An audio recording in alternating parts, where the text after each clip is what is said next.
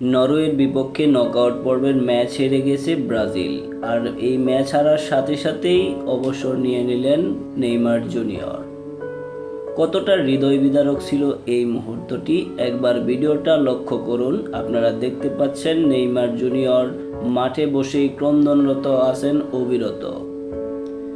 বারবার তিনি যেন কেঁদে কেঁদে হয়তো নিজের মনের ক্ষোভ প্রকাশ করছেন, কেন তাকে আজকে মাঠে নামালো না কার্লো আনচেলত্তি। ঠিক সময় মাঠে নামালে হয়তো চিত্রটা ভিন্নও হতে পারত। এই কান্নার মুহূর্তটা হয়তো হাসিতে পরিণত হতে পারত নেইমার জুনিয়রের। নেইমারের ভক্তদের এই মুহূর্তটি ছিল খুবই কষ্টকর। নেইমার জুনিয়রকে ব্রাজিলের হয়ে আর মাঠে দেখবে না তারা। কতটা যন্ত্রণার সেটা শুধু নেইমারের ফ্যানরাই বুঝতে পারবে। কেননা নেইমার জুনিয়র যদি এবারের বিশ্বকাপের সবগুলো ম্যাচই খেলতো, তাহলে হয়তো একটা শান্তি, সেই শান্তিটা পেত নেইমারের ফ্যানরা। নেইমার জুনিয়রকে 100% ফিট থাকার পরেও কার্লো আনচেলত্তি বারবার ডাগ আউটে বসিয়ে রেখেছিল, যেটি ছিল খুবই দৃষ্টিকটু।